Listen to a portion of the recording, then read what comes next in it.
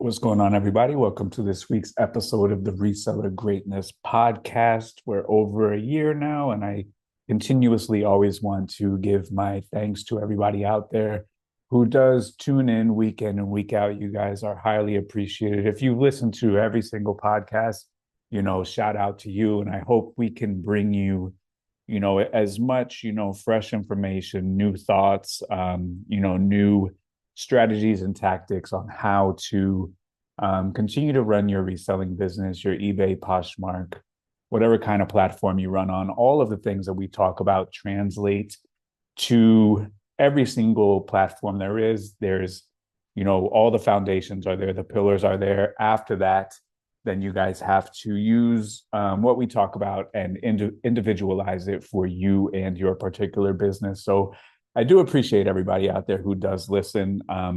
This week, again, you're stuck with me. Sometimes I have some guests on. Sometimes I have a couple guests on. But for the last couple of weeks, just been rolling solo. So I hope you guys are appreciating those. So what I wanted to talk about this week, I guess, as the folks know in America, like we just, finished the election and there's a lot of stuff going on out there in the world. And this discussion is by, no means anything political, because at the end of the day, look, ain't nobody coming to save us. It's up to us to, put our feet on the ground every single day and make sure that we are going out, getting after the money, building our business, making our business better, making our life better.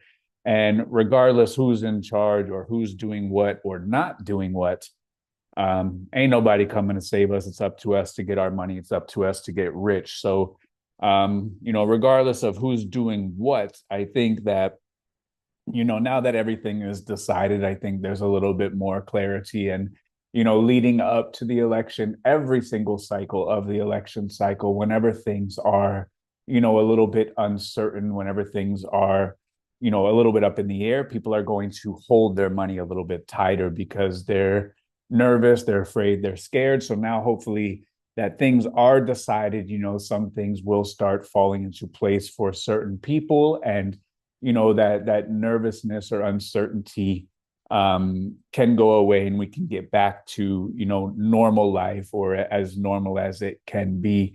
And this is both for, personal people and as well as businesses. Businesses, they're going to spend their money certain ways, depending on what sort of philosophy or things that they see coming in the pipeline. So,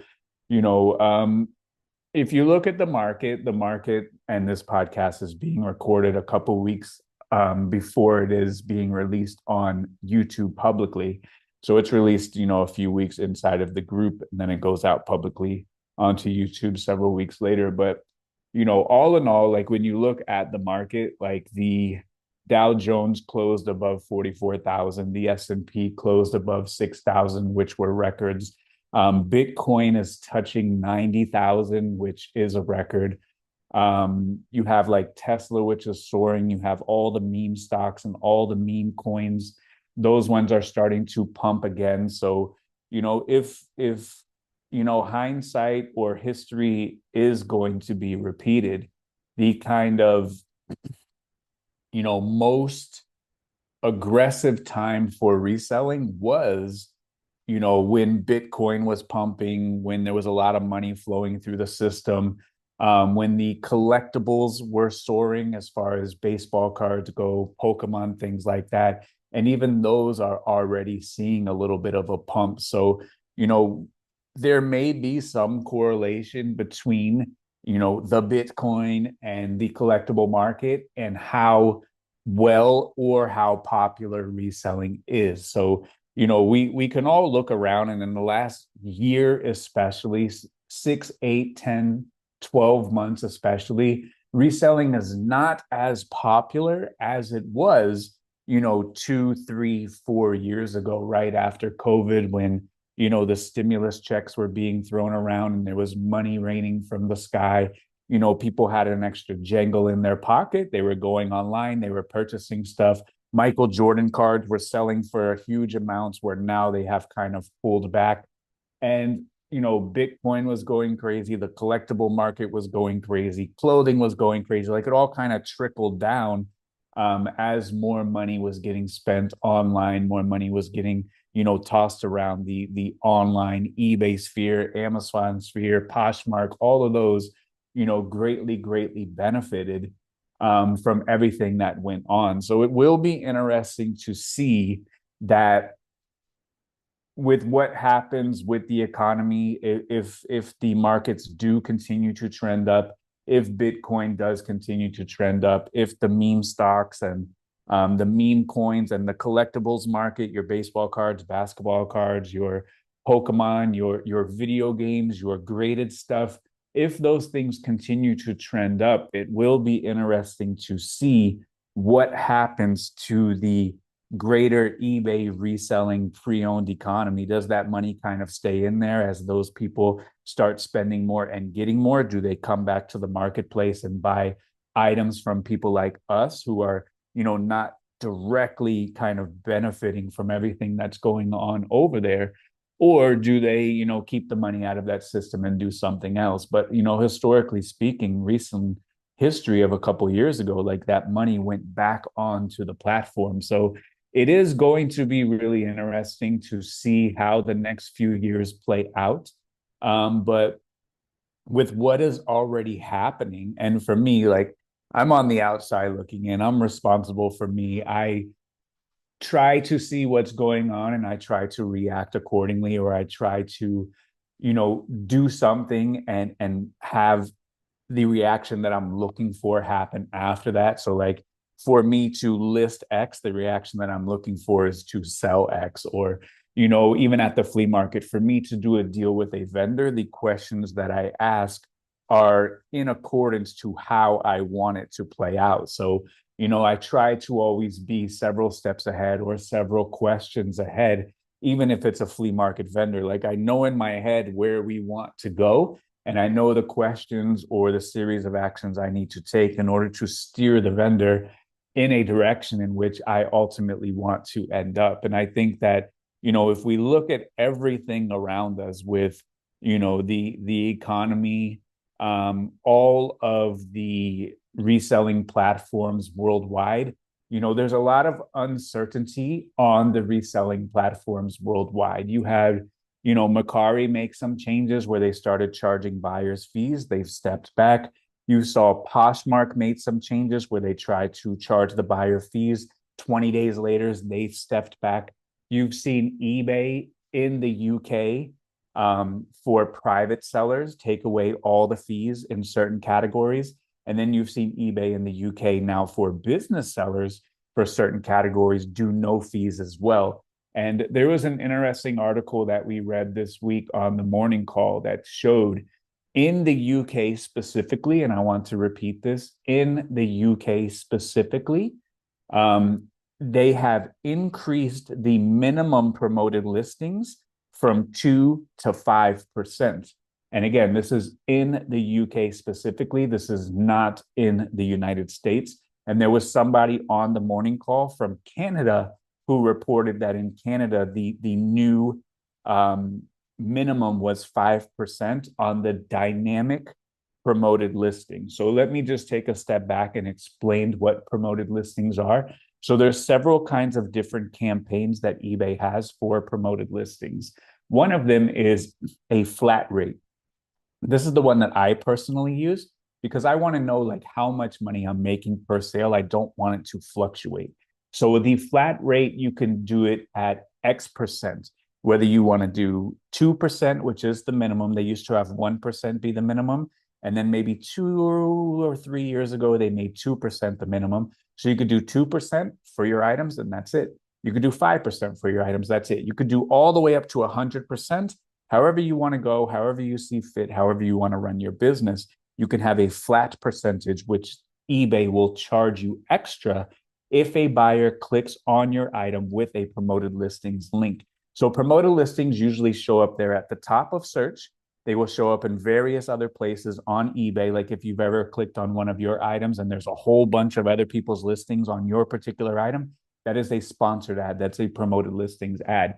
So they have a couple different ways that you could do promoted listings. One of them is the flat rate. and one of them is a dynamic rate. The dynamic rate changes based on what the market is. And if the market is trending up, your promoted listings rate is going to move up or down depending on which way the market is going. So with the dynamic rate, you can set a cap.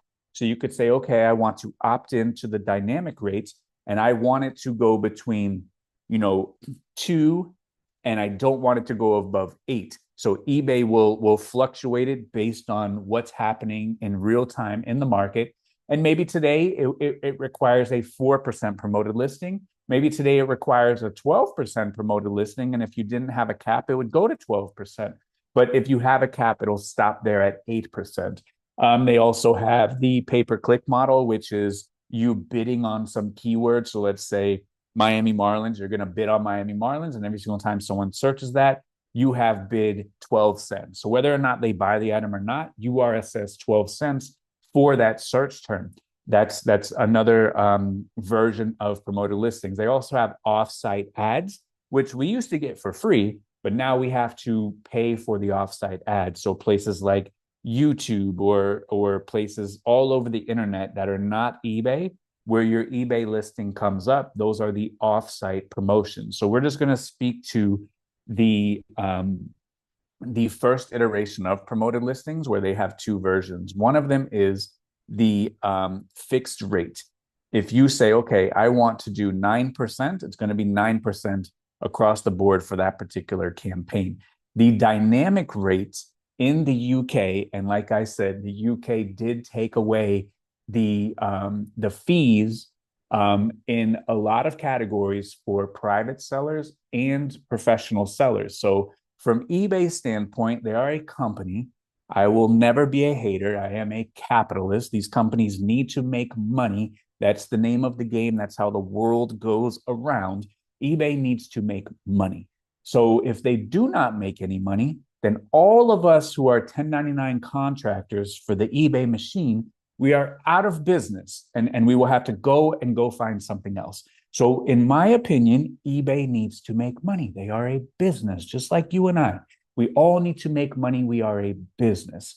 So the number one way for eBay to make more money without attracting a new buyer or a new seller is by charging these promoted listings. So that's eBay not bringing in a new buyer and not bringing in a new seller. They can make more profit by assessing these sales as promoted listings. And promoted listings can get convoluted and it can get a little bit complicated.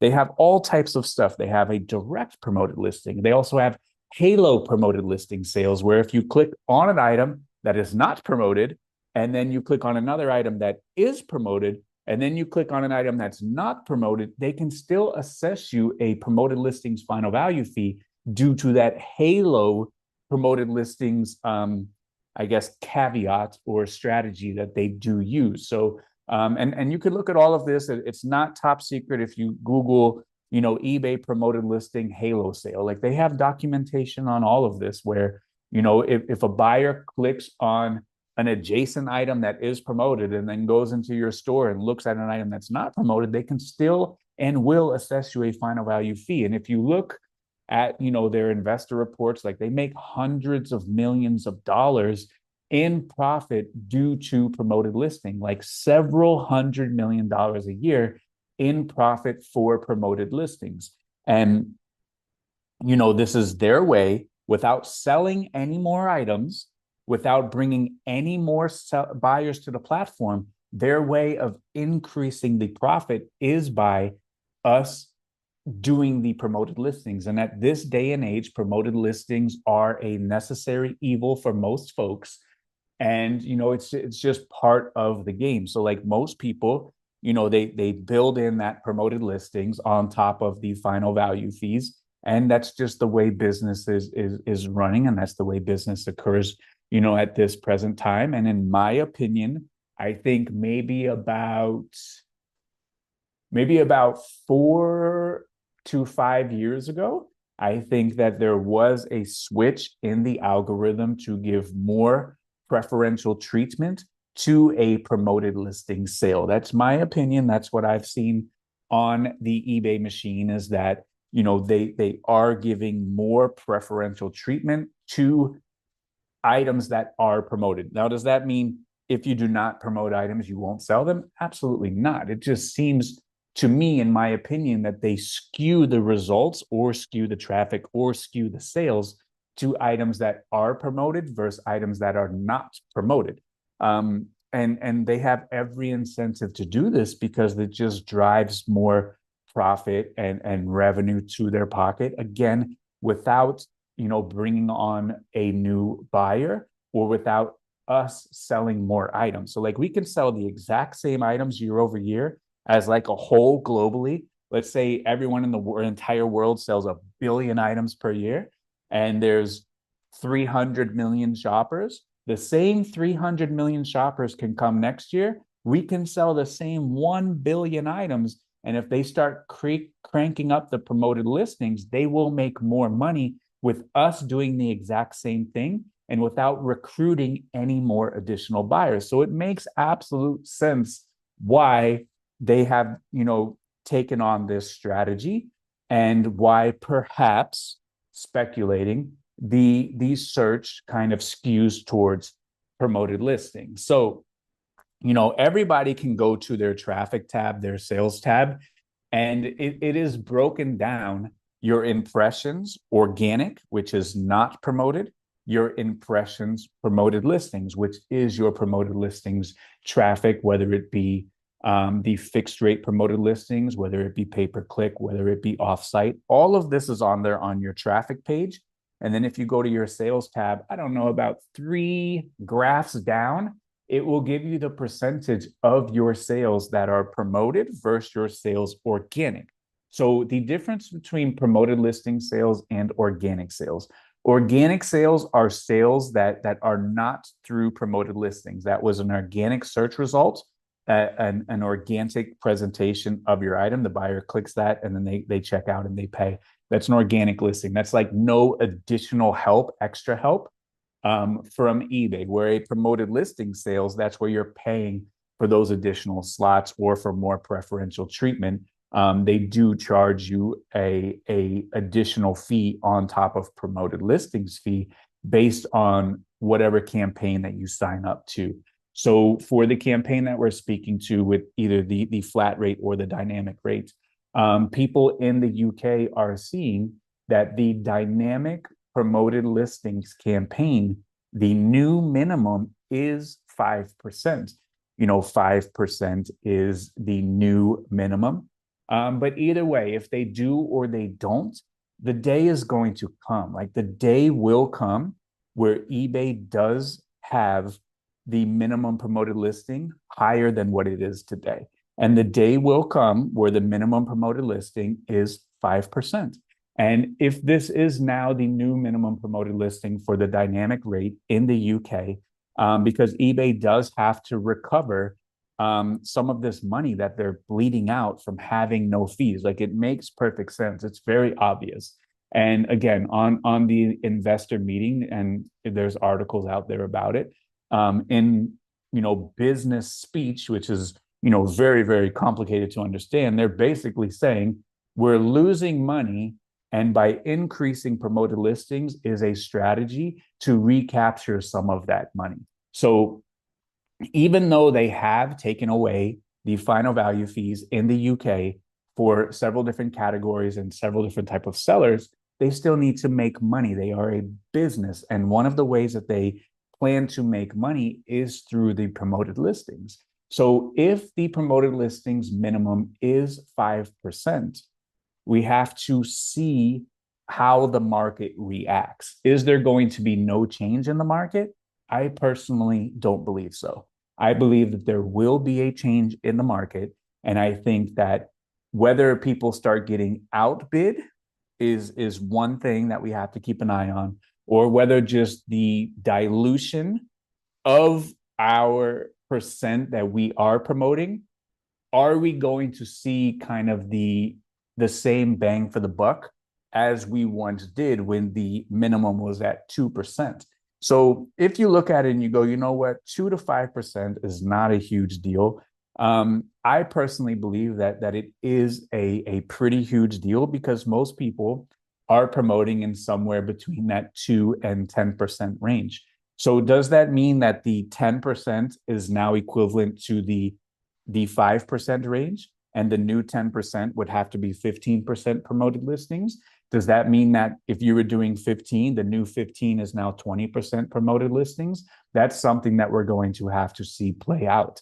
So if there is some dilution between your rotation of your listings showing up because the floor has now been raised, and as a response to that, people are not selling as many items or not getting as many impressions, and they begin to raise it, it's kind of like this cult mentality, one after another, where people start raising up their rates just out of necessity, and that brings the entire floor up.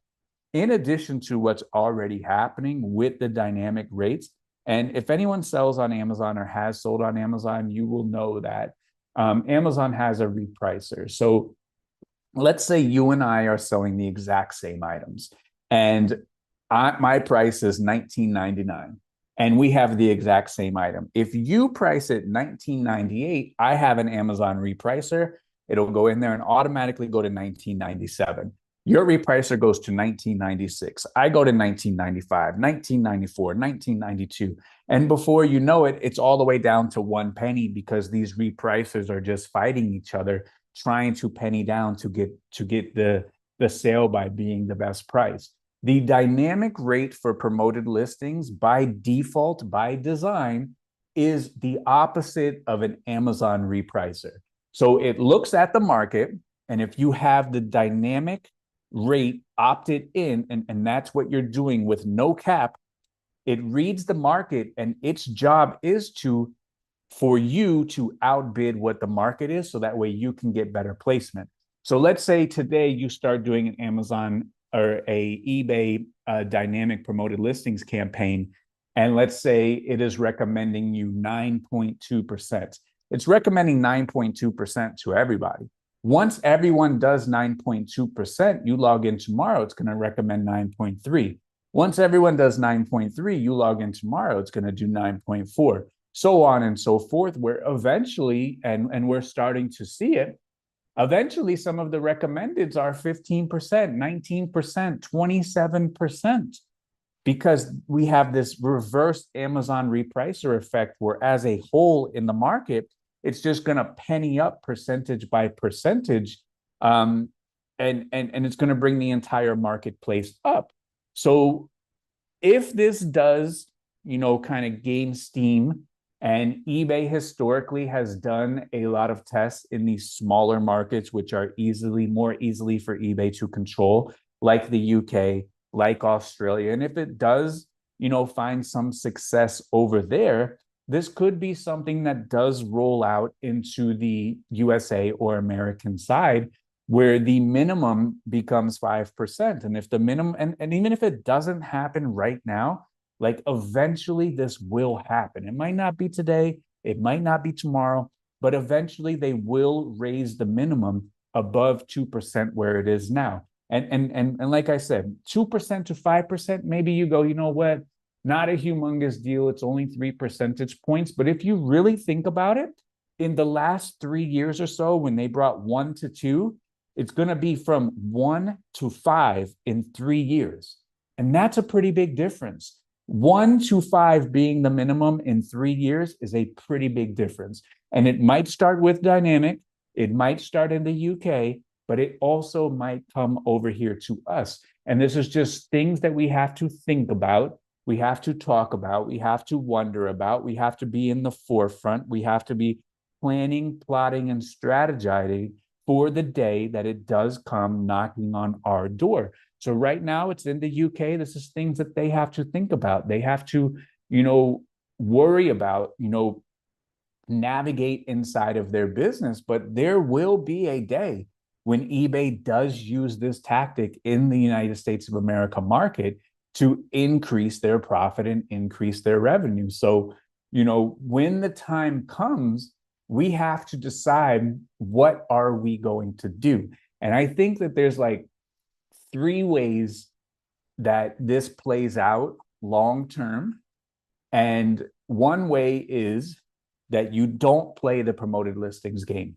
That means that you're finding items that are good enough where you do not have to promote them, and you do not have to promote them all the way to the moon. And if you are finding items that have little competition, great sell through, perhaps you don't need to play the promoted listings game at all. And if that's the case, then this doesn't apply to you. You're going to say, you know what? I'm going to make a commitment to find the best items that I can find that have a tremendous sell through, meaning that there's more demand than what's on the market. The market cannot keep up with the demand at hand. And you don't have to play the promoted listings game. If you want to choose to, it doesn't have to be sky high promotions like 10, 12, 15, 20, 25. You don't have to do that. Maybe you put a couple on there and you call it a day. That's fine. That is a strategy that will work. That strategy will always work. Finding great items that do not rely on promoted listings is a strategy that will work forever. However, that does require more knowledge, and it does require giving yourself more opportunities, going to many more places, spending much more time out there sourcing. Another one of the business models that can work as promoted listings does creep up and everything around us creep up is you do the promoted listings game, and you are going to accept a smaller profit, and in exchange for this, your volume and velocity has to go up. So you play the promoted listings game. When they tell you go to 15, you go to 15. You accept smaller profit per item, but in exchange for that, you must sell more items with a higher velocity, more volume. So, if you're listing 10 a day at X% promoted and you get X profit, and if you have to start raising it to 15 or 18 or 20%, and now you have to pay, 30 or 40% all in final value fees, then you're going to need to pump up your productivity in order to stay with the same amount of money going in your pocket. That is another strategy as well. You play the promoted listings game, you raise up your promoted listings, you accept a smaller profit, but in exchange for that, you're going to have to do more volume. The next business model that could work is do not play the promoted listings game. Maybe get more profit per item, but accept the fact that your items are going to take longer to sell. So you're going to have a larger store. So if we don't play the promoted listings game, and our items are taking longer to sell, of course, we'll have a larger store, and maybe we're going to have to build out extra infrastructure, maybe a storage unit, maybe an office, maybe a warehouse, because our items are going to stick around for a little bit longer because we're not getting that kind of preferential treatment as we're paying for it in the promoted listing. So, the three ways that will work as promoted listings become more aggressive is don't play the promoted listings game. Find great items that are not saturated, that the buyers are looking for, that there's high demand, and you don't have to play the promoted listings game. We're getting fantastic items that have a good sell-through. You could promote a little bit if you want, but you don't have to at all. Just focus on hitting the streets, sourcing as many items as you can that have a terrific, great sell-through, get your money, live a beautiful life. The next one is raise your promoted listings rate as the market is telling you need to do. Accept a lower profit, make up for it in more volume, more productivity, listing more, selling more photography, more sourcing, all of that jazz. The next one is don't play the promoted listings game, and then your sell through is going to slow down because we're not paying for that placement, and our store is going to become a little bit larger. Any one of those work. There is no right or wrong way to making them work. And all of those are fine, and all of those can be your choices, and all of those have a little bit of give and a little bit of take. So for a perfect solution, there may not be one. We're either going to have to spend a lot of time on the road looking for items, or we're going to have to spend a lot of time doing production, maybe photos, listings, shipping, or we're going to have to build out a bigger infrastructure when we need more space because we are storing items for longer. But, if we're not participating in the saturated categories, if we are not participating in the lowest hanging fruit, and we're taking the extra initiative to gain our education, to make these relationships, to go the extra mile, go the extra store, wake up a little bit earlier and be the first one out there, go to the flea market on the weekends when we don't want to, go to the garage sales, all of this kind of stuff in pursuit of the absolute best items that we can find. I think that way ultimately is the most balanced way of doing it, because that will be more sourcing heavy rather than storage heavy, or productivity as far as the mechanical portion of the process heavy. And like, everybody wants to go source until you tell them only bring back good items, and then no one wants to source anymore. So like, if we are going to source, we need to bring home the best items that we possibly can. No substitute. Go out there and make a concession, because if you do, you will make it again. So if you make a concession, if you bend once, you will bend twice. You will make another concession. So you have to stay rock solid. You have to stay committed, and you have to stay disciplined to the items that you're picking up. And if you really truly think about it, every single item that gets put into your cart, that is when every single aspect of your business gets decided.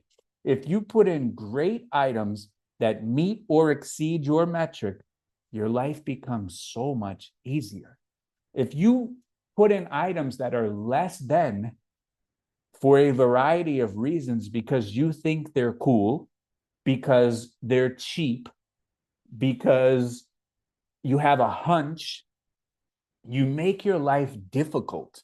Because how many decisions do we make after that to try to fix the initial bad decision of picking up a bad item?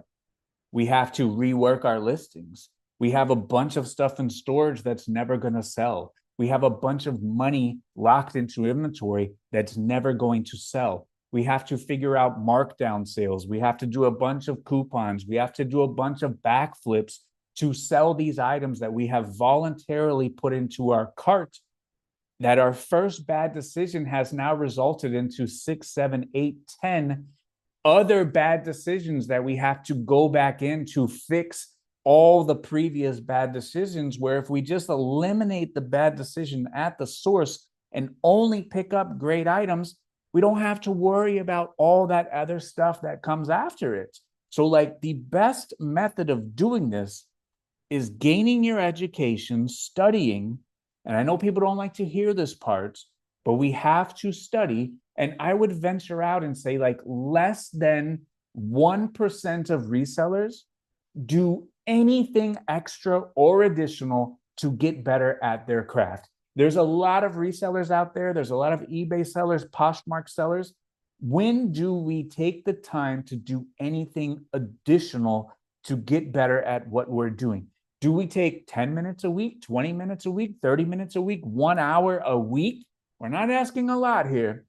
A couple extra hours per week in addition extra, which means in addition extra. It doesn't mean in substitution of, because then you'll hear, well, I'm spending all of my time studying, I never get my listings done. That's not what we're talking about. We're talking about in addition extra.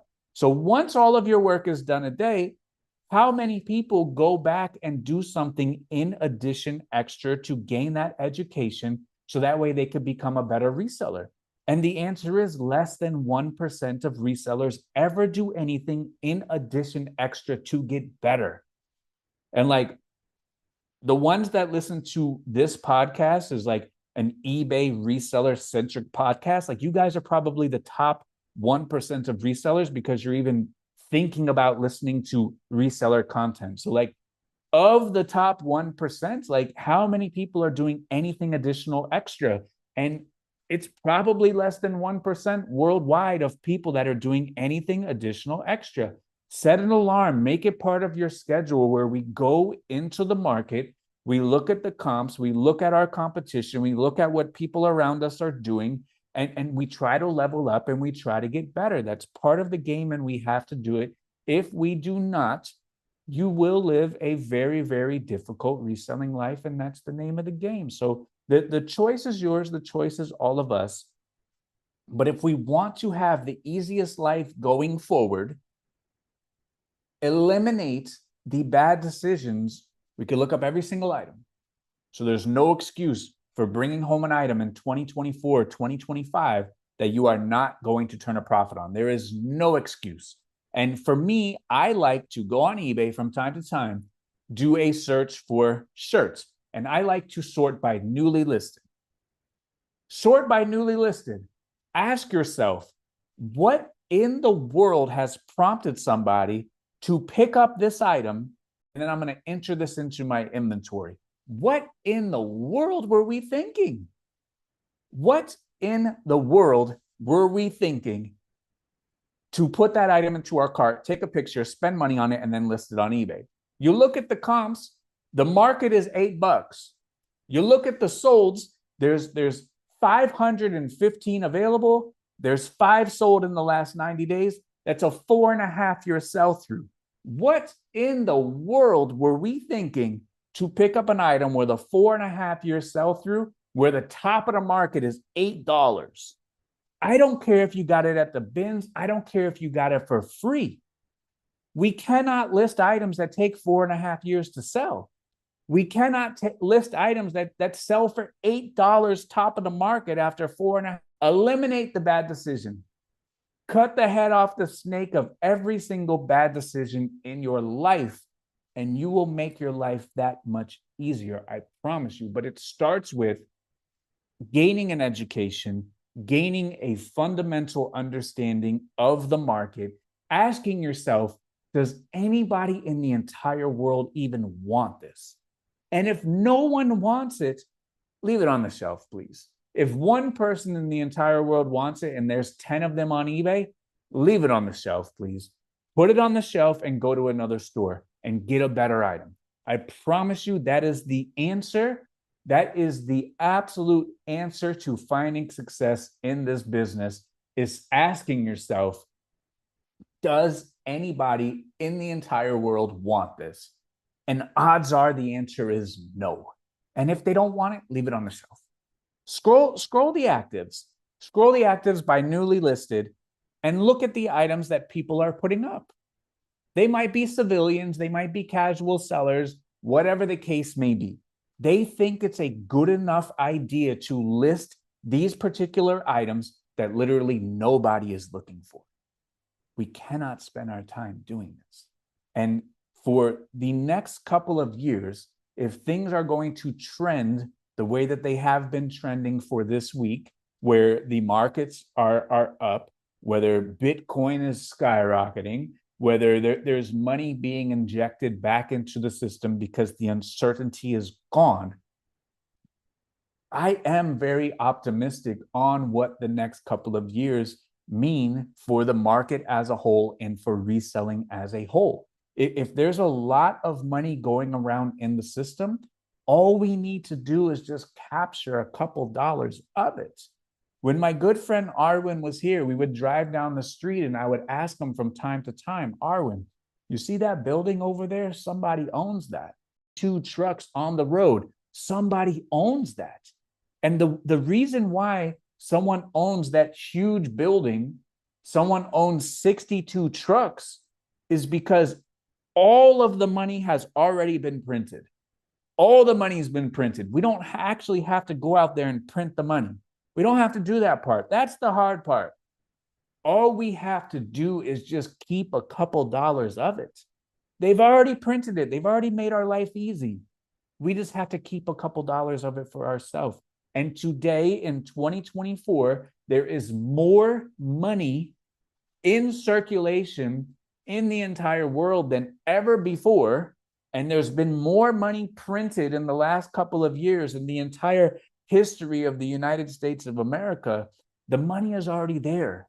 We just have to do our job provide great items at a great value with a great service, and just keep a couple of those dollars. The money is literally floating in the air right now in front of us. We just need to grab a couple of these dollars out of the air, put them in our pocket, put them in our bank account, and then do something with this money, whether you want to reinvest it back into inventory, whether you want to buy a piece of property, whether you want to buy a car, whatever you want to do with it. But we need to be able to keep this money. And there's going to be things that happen coming up in the next couple of months. There's going to be a lot of distractions that happen. The news cycle is probably going to get fierce if it's not fierce enough already. Like, it's been absolutely fierce for the last few years. That's just the nature of the beast on what the news cycle is now. You know, it's more reality TV show than the news most times, but we can't let that distract us. That's their business. So like, our business model is finding good items, putting them on the computer and selling them to a customer. The news business model is distracting us enough to keep our attention for as long as possible. That's how they make money. They got to sell ads. They need eyeballs, so they need to distract us. So we can't let it distract us. We have to be responsible for what we have to go out and what we have to do for our own individual business. And eBay is going to change the rules. Poshmark is going to change the rules. They're going to raise fees. Your local Honey Hole or Goodwill, they're going to raise the cost of goods. Decision and choices for the health and well-being of our business. That's it. It's not us. It is not personal. The health and well-being of our business is not us. It is not personal. It's an independent entity. My business is sitting right here next to me. My good pal, my good friend. It has its own EIN number. It's not my social security number. This is its own person. I need to make the best decisions for this person. And the best decisions start with putting the item into our cart. That is the best decision for our business. If you would not give this item to somebody else, why would you give it to your business? It's a question that we have to ask ourselves. When we're sourcing, would I give this? You can use me as an example if you wish. Would I give this to tech? And if the answer is no, put it back on the shelf. And don't bring me garbage. Don't bring it to me. If you're going to source for me, only bring me the good stuff. Everybody out there, if you're going to source for me, don't bring me trash. So if you need to hold this item up in the thrift store and go, would I give this to this guy? And the answer is no, put it on the rack. Because if it's not good enough for me, it's not good enough for you either. Go back into the car, have 0 items in your cart, and go find another store. Go find yourself another opportunity. Go find yourself another relationship, because the most opportunities that we have, odds are we will start running into better and better and better items. And that's what we have to do. That's half the battle, because no matter what goes on in the entire world around us, outside of our control, for better and for worse, if we can do our job by putting the best items into our store, that's half the battle. That's all the battle. And that's what our focus needs to be for the foreseeable future. And as I said, I am very, very optimistic. Keeping records. Do we have our calendars? Are we thinking about how many items we're selling per day? What is our gross sales per day? What is our net sales per day? What is our profit? What is our cash flow? What is our liquidity? What is all of this? We need to know. We need to have a grasp on this. And inside of the group, we have an accountant, which I provide. I pay for this accountant to be part of the group and host these calls. And this accountant can steer you however you need to go, answer any type of question you have that pertains to bookkeeping, your taxes, your prep, anything business related. This accountant is there to help us, and we need to have a firm understanding and firm grasp of the numbers. Once we have a firm understanding and a firm grasp of the numbers, a lot of things become much more easier. The decision making is much less crowded. The foresight, the planning becomes much easier because we have a lot of clarity. And last week on the call, we had a great call last Tuesday where we were talking about gaining the clarity because we are setting up our business in the right way. We are making sure our bank accounts are the way they need to be set up. The money that comes out of eBay, that's not our money, whether you're a sole proprietor or you're a business. That's the business's money. It does not become our money until we write a check or take a disbursement or issue the money to ourselves. We cannot commingle the funds. The business has its own money. Once we issue a check to us or we draw a payout, however you wish to set it up, with that money, then we can go out and pay our bills. And we were talking to someone who, they didn't understand where the money was going. But once they started understanding that the business's money goes into a business account or an account for business, that the money that we take out of that then becomes our money. And if we can keep the money that belongs in our business, life becomes much more easier because the money just doesn't evaporate and disappear on reckless spending. Maybe we spend in a couple extra dollars at 7-Eleven. That's the business's money. We're robbing our business. Maybe we go out to Sizzler one extra time per week. That's the business's money. That's not our business. We're robbing our business. And to have, this opportunity of reselling and potentially the next few years where the money is circulating, the markets are surging, the Bitcoins are surging, the collectible market is surging. There's a lot of money being spent online, whether to and from virtual currencies, to and from eBay marketplaces, to and from Poshmark, whatever platform you stay. Like, if this is going to be a repeat of the money raining from the sky kind of real, truly golden age of reselling from 2020 until about 2022 and a half, maybe 2023. If this is going to be a repeat, we have to grab the bull by the horns and we get another crack at this thing. We may have another crack at a humongous uptick or a humongous surge in reselling again. And if reselling becomes more popular again online because more money is being spent and more people are making money, when it becomes more popular, there's going to be increased competition. There's going to be more people at the bins. There's going to be more people on YouTube talking about it, creating more, competition. That's the nature of the beast. There's going to be more people at your garage sales, more people at your flea market. As it begins to be more hyped up, more people get involved. And just like in the Bitcoins, people are going to get hyped up on Bitcoin, start placing their money at the 90,000 rate, and it's going to crash. It'll go back up, it'll crash, go back up and crash. But a lot of people are going to lose their face on Bitcoin because they're hopping on it because it's cool. It's the fun thing to do. And a lot of people lost their face with reselling because reselling was cool and it was the fun thing to do. And they ended up not making money, busted out, over leveraged themselves, and now they're doing something else. But don't be one of those people. Be smart. Let these people get into reselling at the all-time high and go bust. We've seen it happen time and time and time and time again.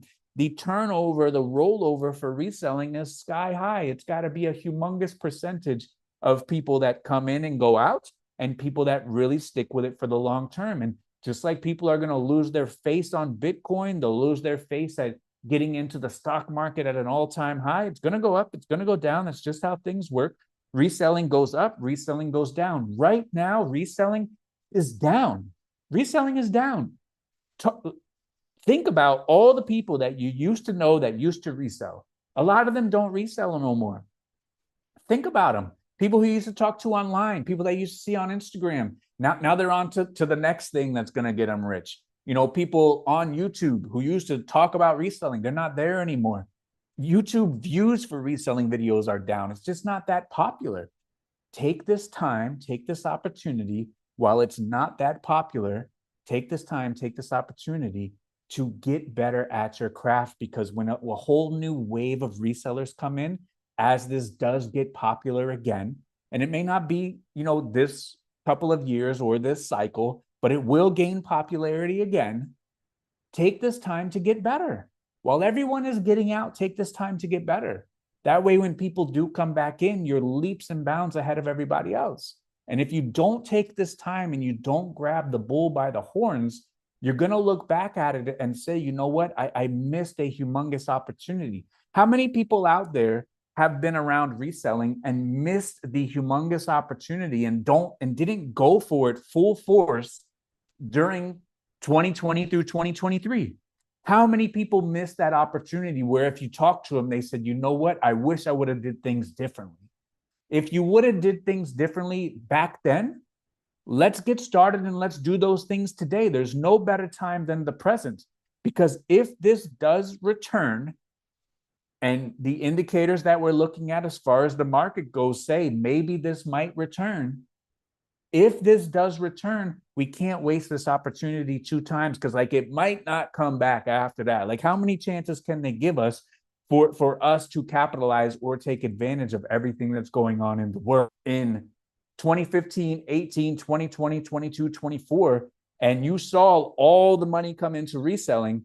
A lot of that money has gone out, but like, what would you have done differently? And if you would have done things differently, that's what we need to work on today. That's what we need to work on today. Would you have been more consistent? Would you have increased your listings while you had the chance?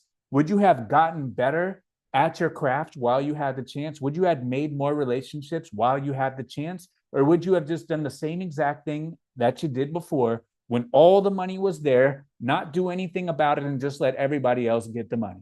If that's the case, no problem. There's plenty of people out here that are ready and willing to take those sales that you are voluntarily saying, I do not want those sales because I'm not willing to take advantage of the opportunity. And even if nothing ever happens and reselling continues to be on the downtrend, there's still no time better than today than to get better, do more, make more relationships, focus on your business, learn your numbers in and out, left and right, to get everything on track to make the best of what you've been dealt. So like all of this stuff that happens every single day that will happen for better and for worse, these are just cards that we're dealt. These are outside of our control. Like all of these things that happen in the world with the economy, with, strife and, world affairs, outside of our control, way above all of our pay grades. Whatever happens is going to happen. We have to be responsible for our own thoughts and our own actions. And we have to know, why are we doing the things that we are doing? If you are sitting back and you are doing a dynamic rate and your promoted listings is fluctuating and you don't know why you're doing it, do not promote anymore. Figure out your numbers and figure out why. If you are promoting at X% because you heard someone else say they're promoting at X% and you don't know why you're promoting at X%, figure out why. Every single promoted listings campaign strategy, every single markdown sale and philosophy, don't copy those from anybody, especially people that are on social media, because their individual circumstance leads to their individual strategy. My circumstance of X% is prompted by how much space I have, how much money I have, how long do I want my money to be invested into this item before it gets a return. If I have 10,000 square feet and I'm selling hundreds of items per day and I have enough money in the bank account, I might be willing to do things differently than you who lives in New York City and you only have one closet full of stuff, and you have, because we have 2 different expectations for what we're doing today. And you can't use my example for you because it's not apples to apples, just like I can't use your example for mine. So if you are running a markdown, if you are running a promotion, if you're running a coupon, if you're running a sale, whatever you're running, it needs to be tailored for you. Understand the tool and then figure out what you're doing with it. And if you don't know what you're doing with it and you're just following somebody else's lead, you are doing a disservice to your business. Ask yourself why. Figure out why we're doing this stuff. And if we cannot figure out why we're doing it, ask a question. You can write me on Instagram. I answer every single question that comes on Instagram. I get a ton of questions, but I'm happy, willing, and able to help every single person on Instagram. Ask me why. If you ask a generic question, I have no choice but to give you a generic answer. I have no choice. If you ask me a detailed question, I can give you more insight. Join a group. We have a great group. We focus on building businesses day in and day out. There's other places out there. There's other, communities that have a bunch of people in them, and you can network, and you can, brainstorm with others. I think we have a great community. I think we have the best community. We have the most comprehensive amount of resources and reselling information anywhere on the internet, and it just grows by leaps and bounds every single day. And for us, I teach how to build a business. The vehicle for it is reselling, but everything business related that we talk about transfers over to any business that you want to run. There's a guy in the group who doesn't even resell. He owns a lawn company, but he listens to the business topics and strategies that we talk about, and he institutes it into his landscape company. Like, we talk about building a business. And if you're listening to this podcast, if you think that you have a hobby business, the IRS looks at it as a business in accordance to everything that is going on. And if we're blind and we're oblivious and we don't think about this stuff, and we don't wonder, and we don't ask ourselves why, we are going to get left in the dust. And there's people on eBay that are operating an eBay business as if it's 2010, as if it's 2015, and the eBay world has moved past them. Don't get moved past. So the next few years, they might be better for resellers. They might be worse for resellers. In any event, we need to take the same course of action for whatever way the market goes. If it becomes better, everything that we're talking about doing will pay humongous dividends.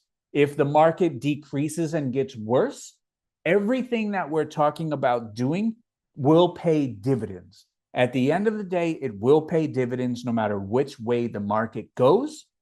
But for me, I am very optimistic on variation between the Bitcoin pumping and more money coming online and more money moving back and forth and fast, and the excitement of that, the excitement of these investments into these alternative assets like basketball cards, like Pokemon cards, like video games. If that excitement transfers over again, makes that leap from Bitcoin, the meme coins, the Robinhood stocks, if that leap happens again, and we're already starting to see it a little bit, that's more money coming into the eBay ecosystem.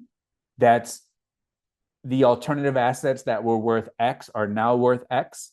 That's those people making money, and those people can come online and spend more money with us and spend more money on the marketplace as a whole. So if that does begin to happen, we have to be ready and we have to be prepared, and we can get ready and we can get prepared by keeping an eye on everything that goes on around us. That way that we can react and we can make the proper moves, the proper decisions to get the reaction that we want from everything around us, including eBay, including the customer, including the sale, and every single method that goes into our business. So, the game will change. The game will always change. The fees will go up. Our costs will go up. We do have an obligation and a duty to get better. We do have an obligation and a duty to do more. And if we get better and do more, if the market goes up, it will pay dividends. If we do get better and we do more and the market goes down, the people that do get better and do more, those people will outlast, those people will persevere, and those people will get the payoff in the dividends as well. So I do appreciate everybody for hanging out with us today. Thank you very much. As always, be great. Thank you.